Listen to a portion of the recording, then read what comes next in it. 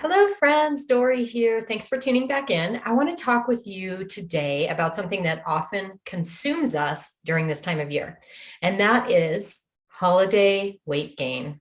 Are you simply tired of fearing what you think is an absolute or is the inevitable? Have you become resigned to just dealing with holiday weight gain?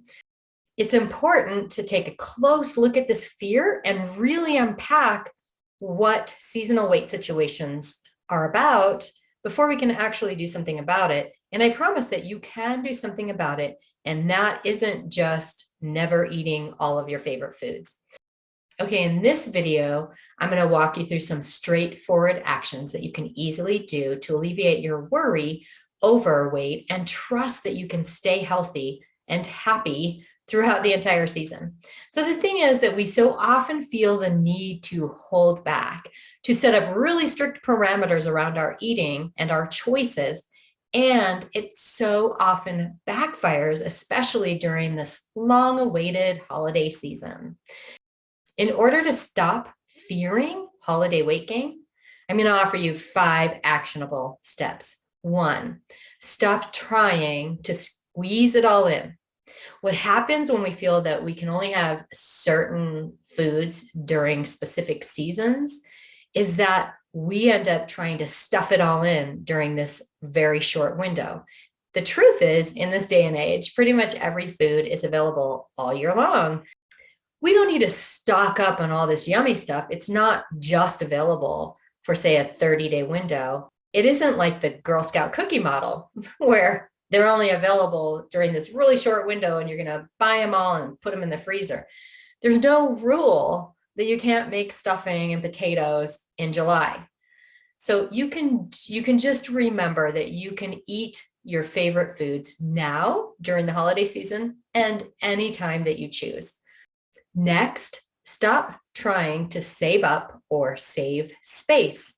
So often we plan ahead for a holiday meal or a party by trying to save room. In other words, ahead of an event, we choose not to eat, even if we're hungry, with the foreknowledge that we're planning to overdo it at the event, right? The term planned binge has been used to describe this behavior. And really, the truth is, this isn't the healthiest way for our bodies. Starving ourselves just makes us ravenous, and we end up losing the ability to fully enjoy the party food when we go in too hungry and we're ravenous.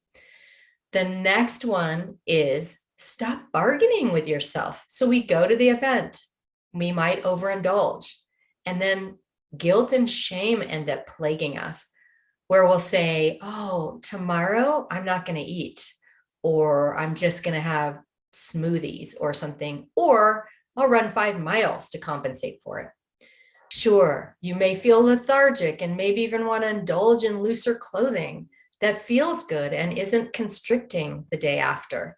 But there isn't any research that tells us that we've ruined our health over a season of enjoyment and indulgence. It's going to be okay. So next, there's no need to focus on just food.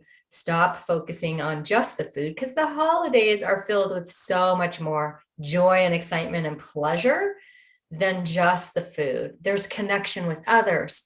There's music. There's aromas and nostalgia. And really, the act of giving produces endorphins, just like food would. So I want you to remember, it's not just about the food. We can actually celebrate in other ways. A great way to do this is to focus on other people and to ask as many questions as you can think of with every person that's there.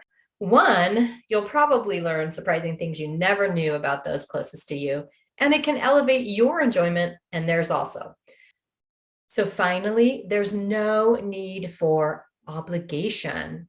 I understand this idea encompasses a lot, especially during special times or events.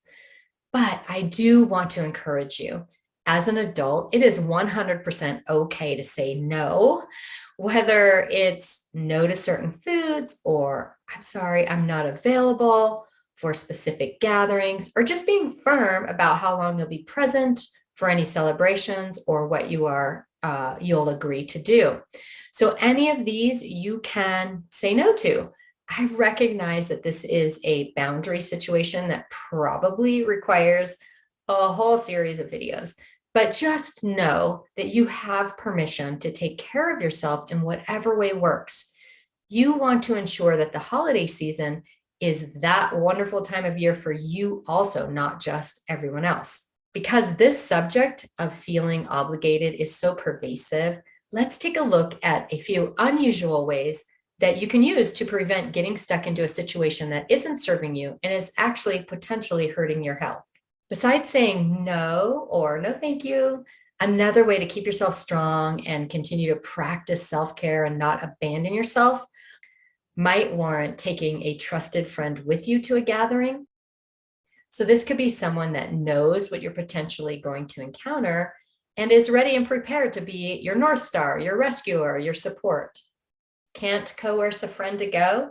No worries, have them call or text you regularly throughout the event. There are other ways to ensure that you aren't duty bound, and one of those is to plan ahead of time or upon arrival some exit strategies. So that could mean you set ahead of time what time you will need to leave by and make that clear, no apologies. It could also mean deciding how you will offer yourself some space when you need it.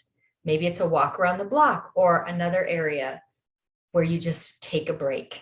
My hope is that these tips can help you stop fearing the holiday weight gain and allow you to fully enjoy the holiday season so that it is the most wonderful time of year.